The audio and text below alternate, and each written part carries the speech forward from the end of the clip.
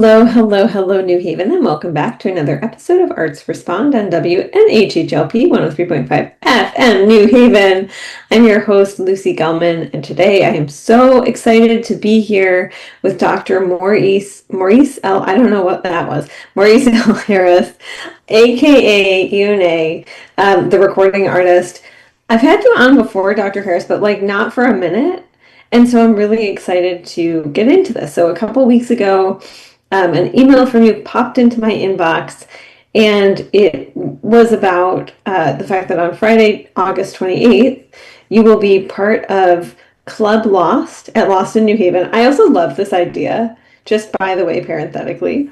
And one of the questions that you're asking, and this is really what got me, is, what has freedom meant? What has it promised?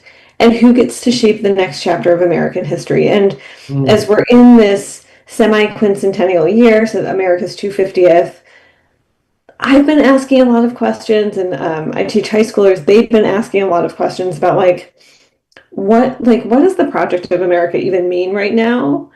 So let's get into it. I would love for listeners who don't know who you are, I would love just a very brief hey, this is who I am. And then let's get into this project because I want to talk all about it. Sure. So my name is, by day, my name is Maurice Harris. Artistically, I go by the name Ionne.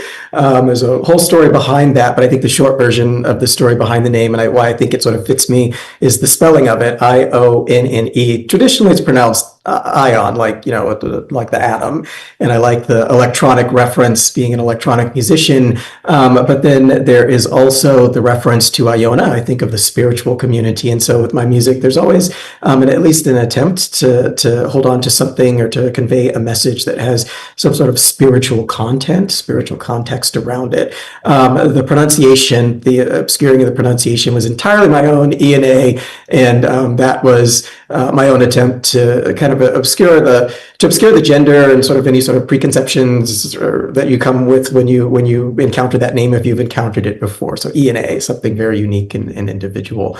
But I live here in New Haven now. I grew up kind of all over, and I was really taken by electronic music when I grew up in an Air Force family and spent several years in Germany as a teenager. And it was during that time that I got really hooked on electronic music that was really big at that time. And then I never turned back. So that sort of blended with my academic interests. My academic interests were in ethical and creative leadership.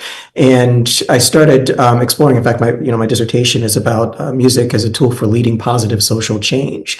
And the challenge for me, in fact, in developing that was thinking really intentionally about how I integrate my values and my own personal, mission into my music more intentionally. How do we bridge the intent and the impact as well of what it is that we're producing as artists? So that's kind of what I like to explore. And so, and so I think that leads us up to this opportunity here to create this work, this performance piece, this event with Lost in New Haven.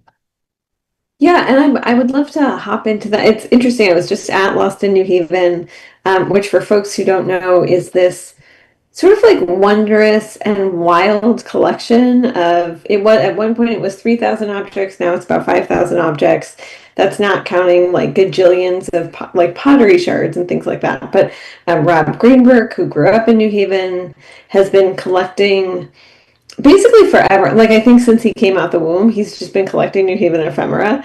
And it is this incredible space at 80 Hamilton Street. It's had many homes, the Acme building downtown for a while, which then was sold Reclamation Lumber for a hot minute. But this is the largest space at 80 Hamilton Street that he's had. And it is amazing because it's a space that feels like maybe it had industrial past lives, but it's full of objects. It feels extremely alive, and full of New Haven history specifically.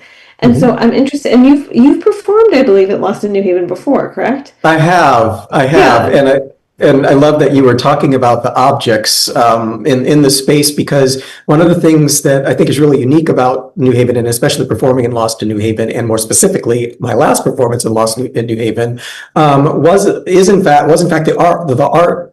It's the art itself, the artifacts themselves, how they unintentionally became a part of the performance. At least two journalists had mentioned the presence of the Columbus statue right there, just sort of really prominent, kind of off stage, looking onto the performance that's taking place here and interrogating for themselves, if this were Columbus kind of overlooking this scene, what would be, what would be the conversation? And sort of have my working conversation with this, the contested and controversial piece of New Haven history standing here in the museum, I thought was actually really wonderful in terms of conversation and getting people to think about that, think about the intentionality and the impact of what we do as artists. Yeah. And also for you, okay, so talk me through some of these questions you're asking, because I think all of us who call ourselves Americans, even though we we are on the land of the Quinnipiac and the Wappinger peoples. If we're in New Haven, you're joining me from your office in New Haven. I'm in my home in Beaver Hills in New Haven. But all of us who call ourselves Americans or residents of the United States, I think very few people have like a straightforward and easy relationship with the history of this country. And so I would love to get into the questions that you have been asking, as both an artist and a cultural worker, also as someone who is a member of the LGBTQ community, as a Black person, like all of these things, right? We bring all of our identities to the work that we do, the cultural and creative work that we do. And as someone who's a communicator, you communicate with folks for a living over multiple genres. And so I'm really interested in getting into that, the questions that you're asking, and how that translates from an internal process to your music, which we get to share.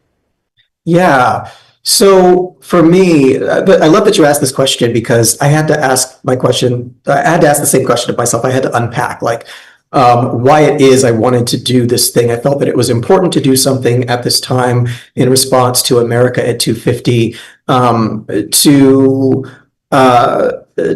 create maybe a different conversation. I think that there's an inclination for us to want to create a simpler story about what America is, what it is to be American, and then to put it on TV on the 4th of July, right? So for me, it was like, okay, so let's take a step back after the 4th of July, and maybe let's unpack this a little bit, and let's sit with the complexities, but not in a mournful or troubling way, but in a way that really helps us to celebrate that complexity, for want of a better word. And so that is, I think, what drew me, that impulse that drew me to house music. And when I started to sort of unpack it even further, I had to write it down, literally had to write it down for myself. I had said that for me, house music has always been a form of cultural exchange. It begins as a distinctly American art form. It was born in Chicago. It was shaped especially by Black and Latino queer communities. It draws on disco and soul and funk and electronic music and African diasporatic rhythms.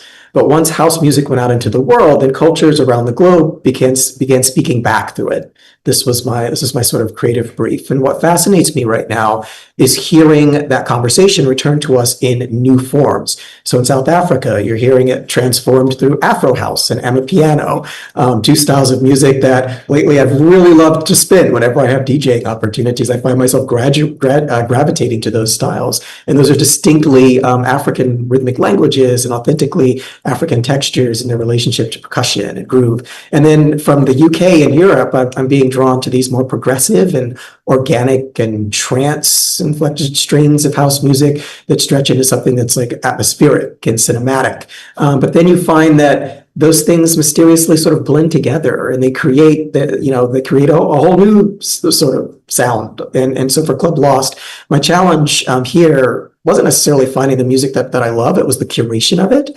I've got 2 hours now to weave these influences into a single story. and to to give some people something to dance to, certainly, but also to let them hear house as a global conversation. And I think of this moment in house music almost as a love letter that America sent out to the world decades ago, right? So create this thing, this beautiful thing that we call authentically American art form. It's a love letter that we sent out in the world decades ago, and the world has been writing back ever since. And so Club Lost, I like to think of that. I like to think of my set as the point that we get to open all of these letters at once. So when I think about, what it means to translate this story of America, what that means for me into a musical experience, it really is a cross-cultural exchange. It's this idea of this distinctly American art form that's now coming back to us in so many other languages and cultures. I love that. I also have to ask, do you like to move? I know we've been talking about DJing and making music, but when I think of house music, it's like a really specific kind of movement. It's not, I don't know. I feel I was just at this like cumbia and klezmer show, and that was ecstatic in a very different way, right? Yeah. But like house music, I feel like you're almost working yourself into a trance, not to be confused Yes. with trance. Yeah. Um, yeah, like you go somewhere, like your body goes somewhere and your mind goes somewhere that feels completely specific to the genre. That's fair. And I think, to be fair, I feel like that's what trance did, right? It sort of honed in on just that element, and then it explores that, it explodes that into, these prolific, continuous DJ mix sets. And that's what that's meant to do. So yes, I totally agree with you. There is a specific kind of movement. And what that movement is, I can't explain. I do not proclaim to be a movement artist, although we will have movement artist Chris St. James there with us, St. Louis, excuse me, Chris St. Louis there with us, and she will be doing a better job of articulating it than I can. But yes, it is a movement. Yeah, so talk to me about in this 2 hour set, there's a lot going on. There's There Chris, is. there's also Yex Diaz, who is our beloved New Haven Poet Laureate, who is just Yes. like kicking butt and taking names, and also coaching with Tarishi Midnight Schuler, Verbal Slap, which Yep. just won at Brave New Voices.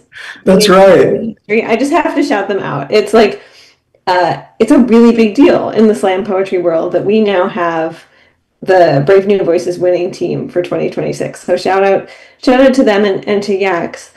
And Yax is someone who also thinks very critically about the idea of the very vulnerable in that, to be a mother and to be mothering in that. Um, and and so I would love to talk about your collaboration, but also this includes original new music from you. It does. So you started to break up there for me a little bit, but I did still Oh get, I think no! that's all right. I still think I got the essence of what you said. And yes, so first of all, I've been following X's exploits on social media. She and I have been traveling here and there, and I've been loving everything that I've been seeing, especially the competition wins. So congratulations to her and the team that she's been mentoring. I just think that's wonderful. She and I literally just got off of a meeting just before this interview, finally getting to connect. We've been connecting we've been connecting by email, and so finally to actually get a chance to sit down and discuss some ideas. And of course, we'll be doing that in the course of this collaboration up until the event. But yes, we're collaborating on one of two new works that'll be presented on that evening, and she's writing the lyrics or the spoken word for a piece that we'll call 250 Shades of Freedom. That's the working title. And this is a piece where the title itself was born out of the prompt for the event, so the description of the event, and just a feeling that we wanted to explore, really. And so this is a rare case where the title of the work is the prompt for what we will craft around it. So 250 Shades of Freedom.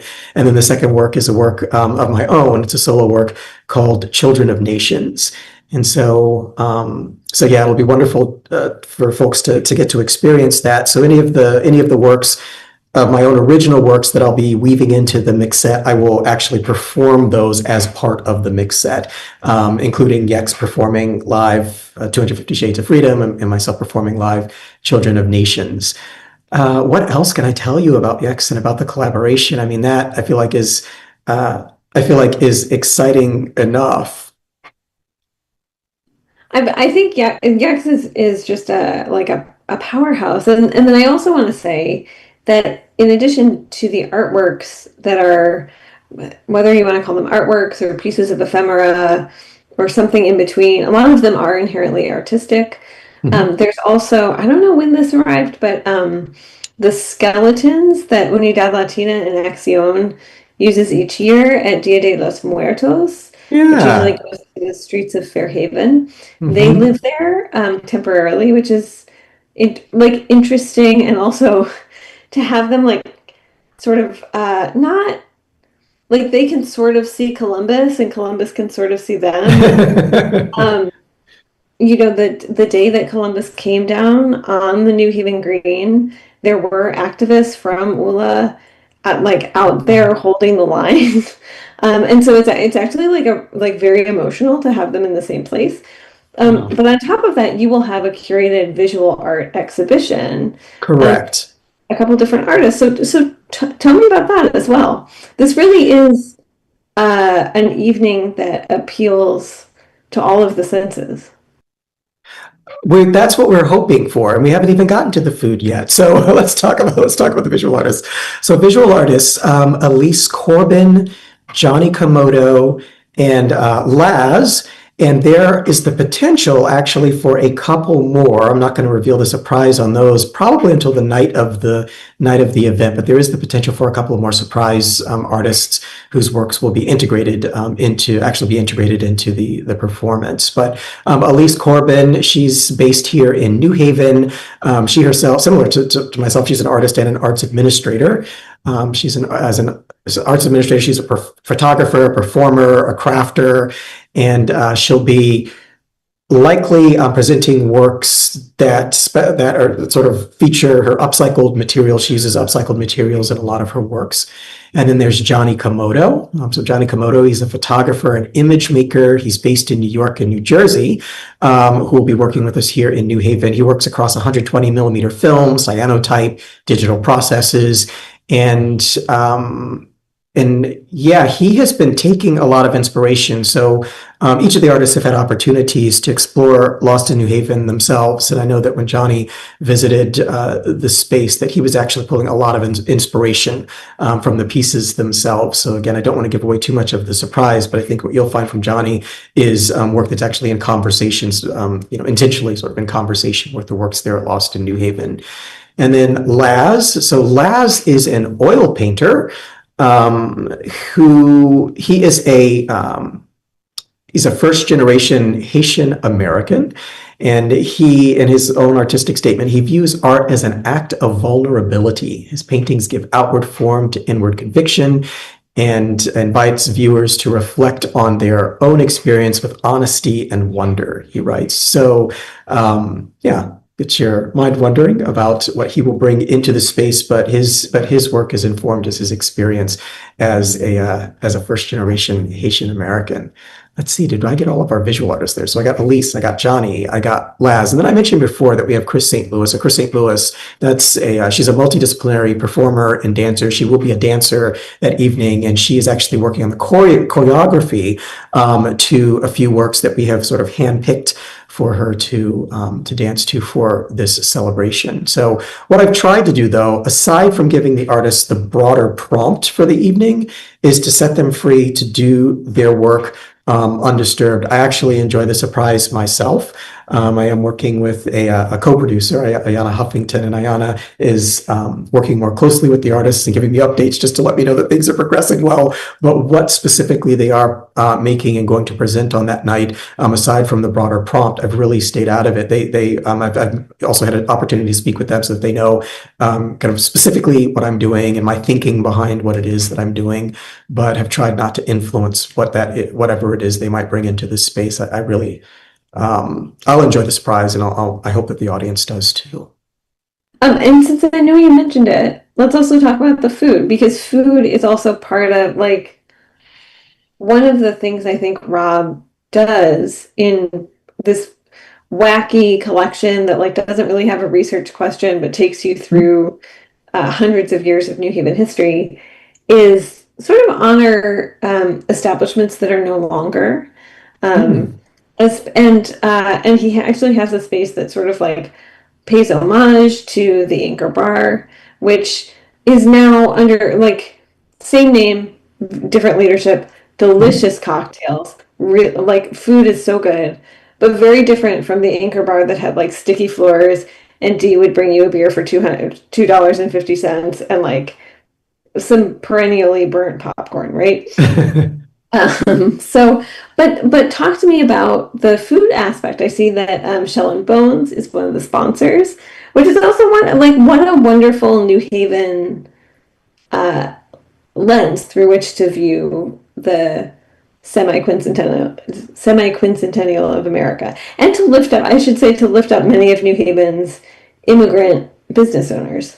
Yeah, so I was really pleasantly surprised that there were, in fact, local businesses that were interested in sponsoring the event, which was really, as an artist, I mean, what better compliment would you ask for that folks want to associate themselves, right, with your work? So, Shell and Bones and Hulls and Inkberry. And East Rock Brewing Company. So there were definitely a few sponsors that were interested in the event.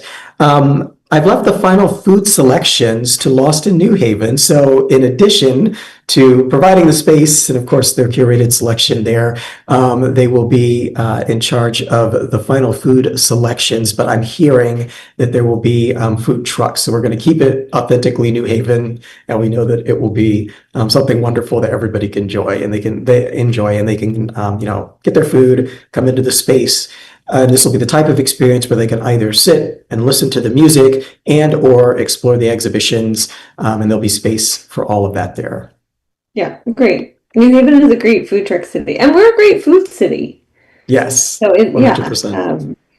it like so I was talking to a friend who moved here from LA, and she was like, I was so surprised, which I was a little bit offended because I mean LA is great, um, but I was a little bit offended by that. I was like, yeah, Connecticut is whatever, they can do their Gilmore Girls thing outside of New Haven, right? But Yeah. like we got it. I hope Laz is okay with me sharing this because he and I are alike in this way. He told me that he actually relocated to this area for the food, right? And I'm like, I can totally see that. I totally agree. I feel like it's hard to decide when my husband and I choose places to go out to eat. There's so much to choose from. I don't know that we may have been to the same place twice, and we do have, everybody has their favorite pizza spot, right? But when it's time to go out and to try a sit down restaurant, it's always a hard decision because we never choose the same place twice. Which is a really good problem to have. Yes. That is a sign of civic vitality. So let's talk more about your work and how this process has shaped it. Because as an artist, you are always generating and growing and evolving. Hmm. I think that this work, even the prompt as I was crafting it, this sort of inclination that I want to do something that responds to this moment of America at 250, also caused me to interrogate, like, what have I been doing creatively and why have I been doing it? Like, what has been influencing me and what is significant behind those influences beside just the aesthetics of it. It's a thing that I like at this moment. It's, people feel like they may feel like they go through these phases where, they're going through their Afro house phase or their Emma piano phase or their pop phase. If I find myself gravitating to specific styles of music, specific genres of music when I'm DJing, then I feel like there's something there. So for me, I want to explore that and I want to understand what that's about. And that's where I think that that concept, this idea of, wow, I'm listening to all of this house music, and in this moment, literally none of it is from the US, but absolutely all of it is inspired by the roots of house music here in the US. And I think for me, that was actually the thing, and that really sort of informed what I was doing creatively. And so I will give a little sneak preview. So I flip it around when I do Children of Nations, and I'm pulling a lot of inspiration that I'm hearing from the cultures that are sort of writing back. And so now, as an American artist, reinterpreting that in a song that I'll present on that evening. So yeah. I'm curious, beyond house, who are some of the artists that you turn to when you are thinking of music that is like distinctly American? Wow, that's a tough one. I thought you were going to keep it easy and just stop with who are you listening to? I mean, you Um, can tell me that too. I would right, like to know who you're listening to. I would love like, because what happens is, curated playlist. Yeah. yeah, because what happens is, I actually find myself listening to, first of all, such a wide variety of music, and then going back later and actually looking up the bios of artists, especially if they're newer artists, going up and looking up the bios of the artists and discovering where the artists are from, and then maybe learning a bit more about their story. But it usually just starts with the music and something in that music that draws me in. When I think about what was on my playlist, and it is very house heavy right now, so I am going to talk a little bit more about house. I think about Miguel Miggs, and the first time I heard Miguel Miggs what was it? It was in the late 1990s. I feel like I was walking the streets of San Francisco, right? And that was the first time that I had put on or had bought a Miguel Miggs CD, and I felt in that moment that record encapsulated, like that for me musically encapsulated my entire experience of gay San Francisco nightlife. Like that was that whole experience for me.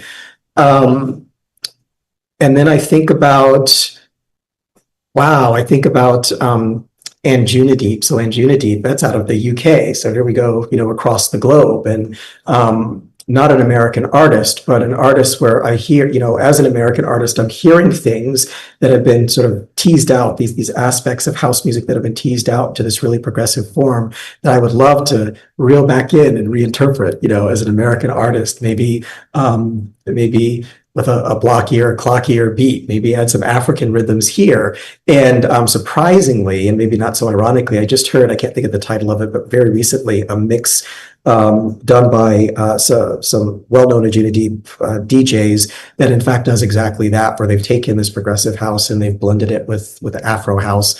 And I just thought, and there you have it. So somebody else is hearing this too. Maybe they haven't talked about it as explicitly as a sort of love letter, this exchange, but somebody else is hearing it too.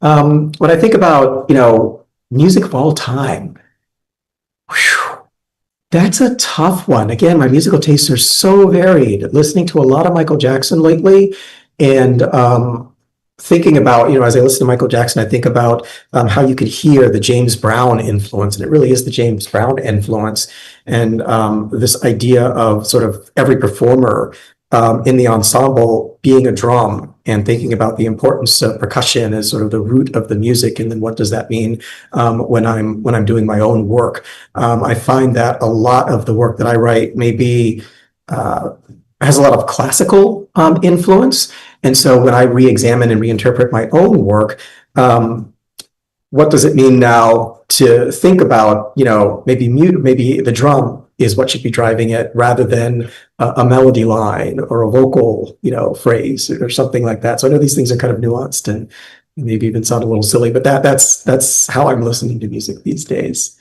It doesn't sound silly at all.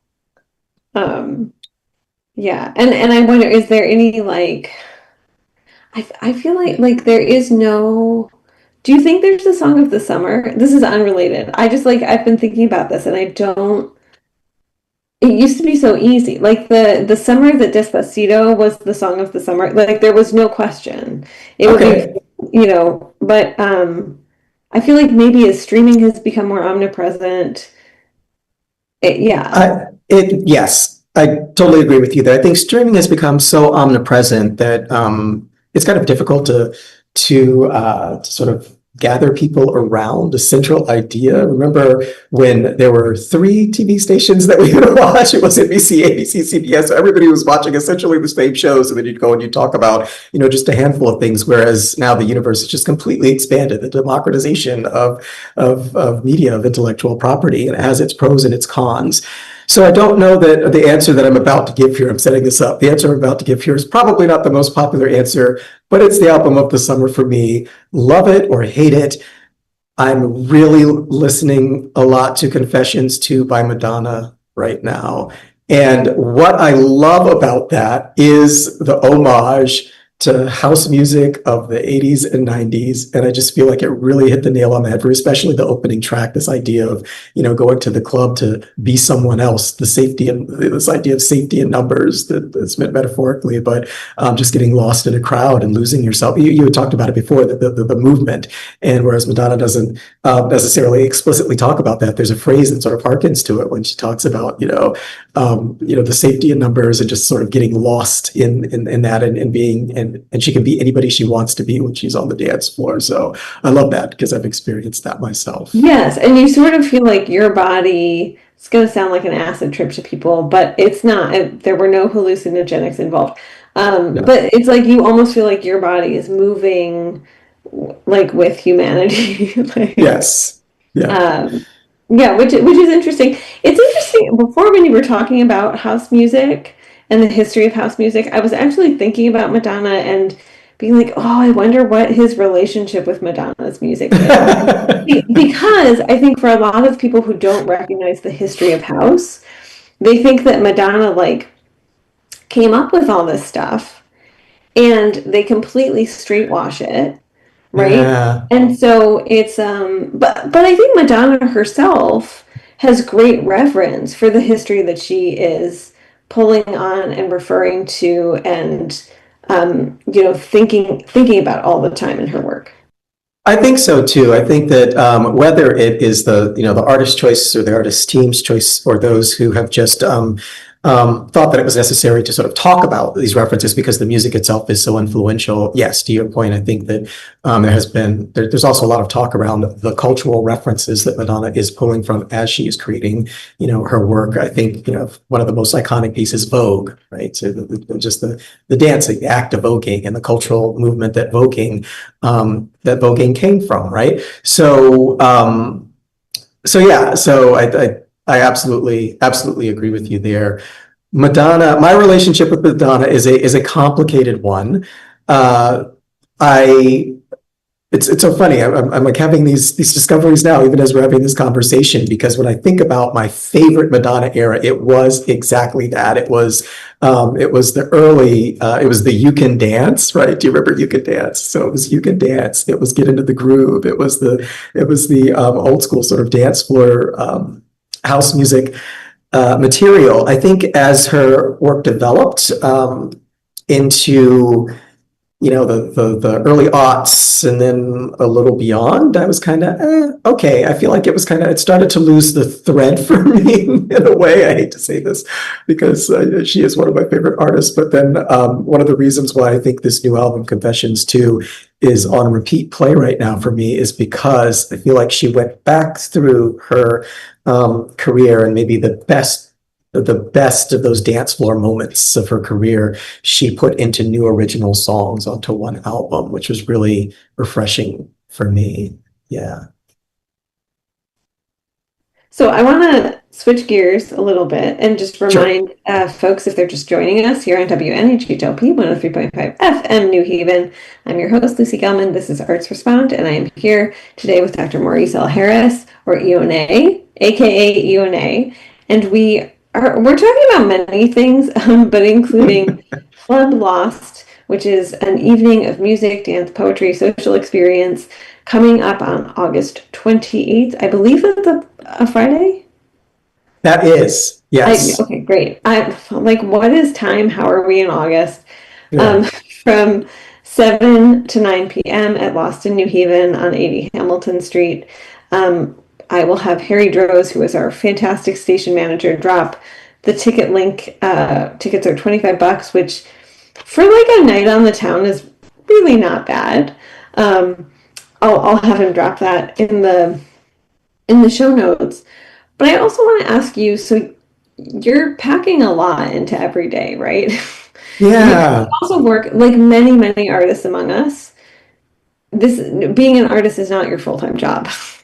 No, not at the moment. Yeah, no, Although it does sort of feel like it when you think about the time, the amount of time and effort and love that you put into it. Yes, it feels like it. yeah. And you get to like also like so many artists, you are working in like an artistic and cultural space. Yes. But that doesn't specifically mean that you are dedicating any time. It actually means that you don't get that time to dedicate to your own work. So then Mhm. you're like being an artist is a full-time job on top of a full-time job. And then Mhm. also like maintaining a relationship, also a full-time job. So Sure. that well, for me at least, I don't know, maybe not for other people. Yeah. Um, and so there are all of these parts of your life. And so how do you balance the fact that you're constantly generating, right? And asking these really vital questions. And then you have to go to work in the morning. Mm. Wow. So this is interesting because um, for me, it's like wearing two different hats, but they're both related because they're in the same store, right? This is the metaphor I'm coming up with right now. Two hats in the same store.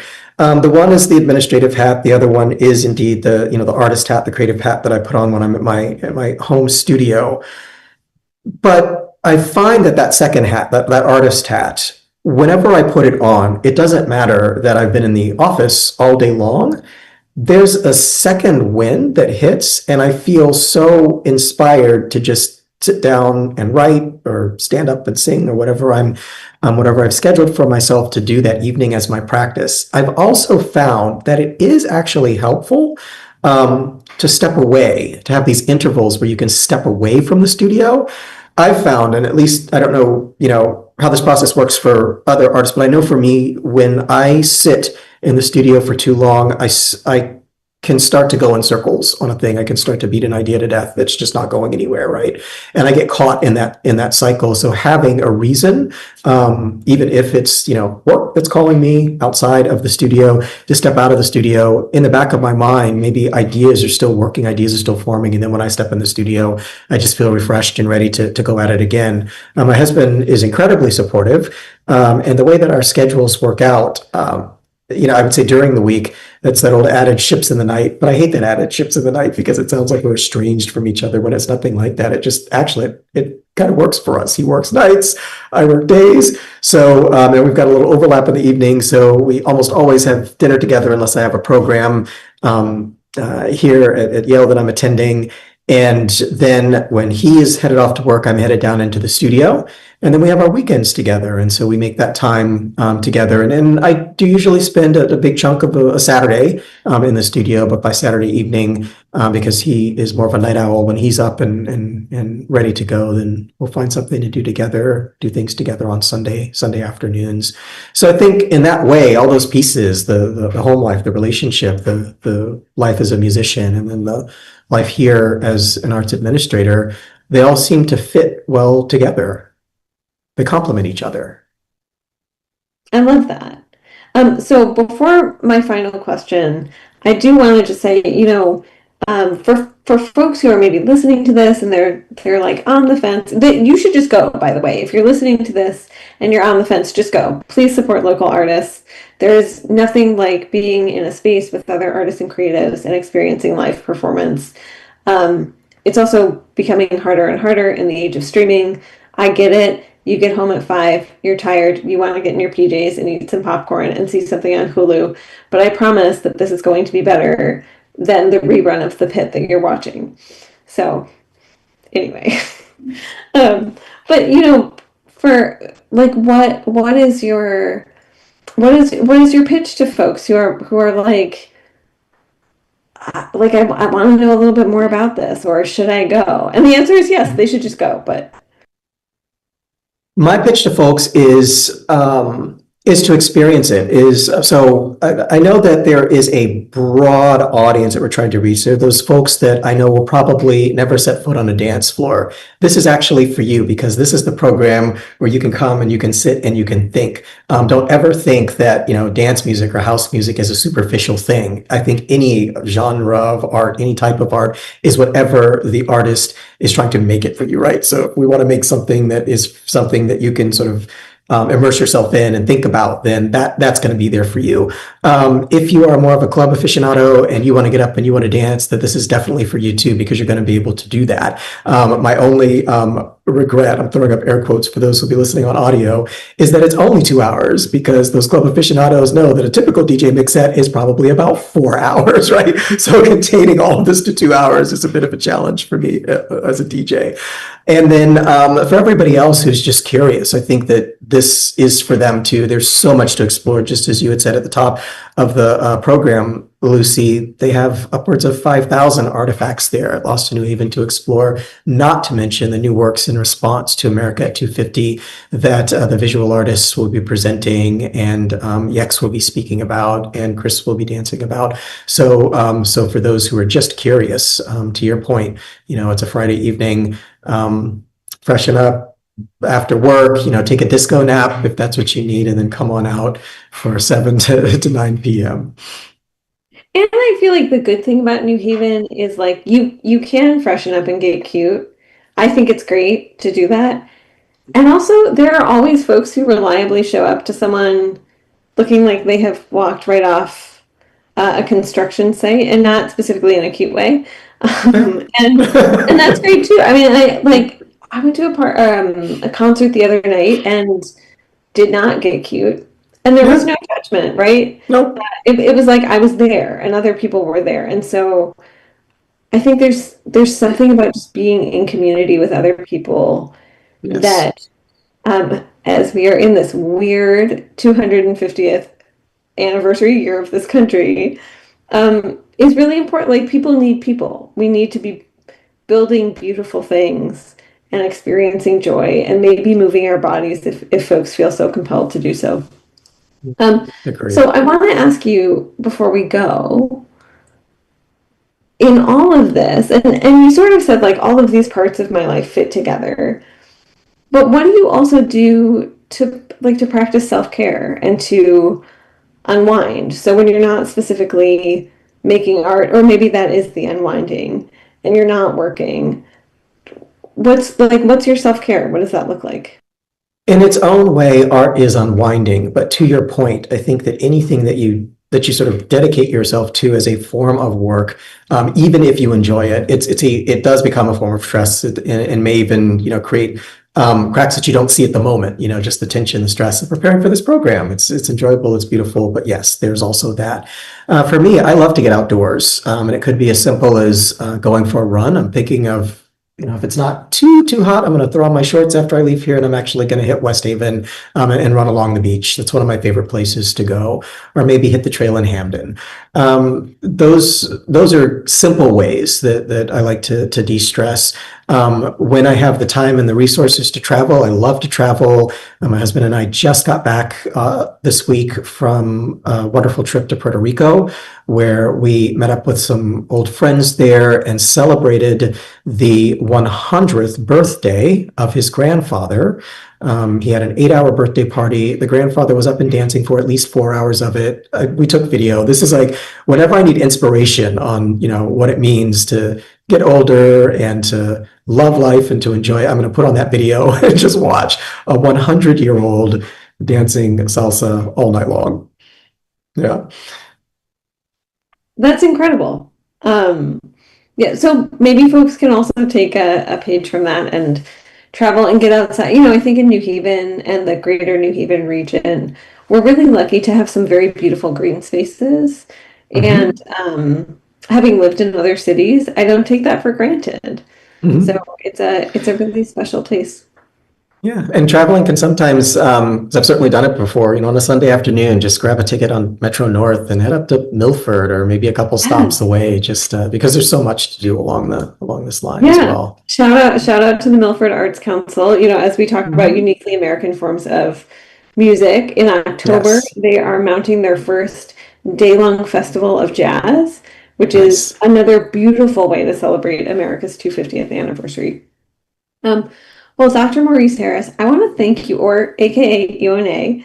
I want to thank you so much for joining me here on Arts Respond on WNHHLP. This has just been a great conversation, and I know I just said it, but for folks who are, if you're just joining us, please go back and listen to the episode. It was great. But for folks who maybe are on the fence, just go to Club Lost at Lost in New Haven on Friday, August 28th from 7 to 9 p.m. Lost in New Haven is at 80 Hamilton Street in New Haven. It's going to be a good time. Absolutely. Absolutely. It's going to be a good time with like beautiful artistic collaborations. So folks should turn out. And thank you as always to Harry Droz. Harry is the station manager at WNHH, and we couldn't do this work without him. So Harry, thank you.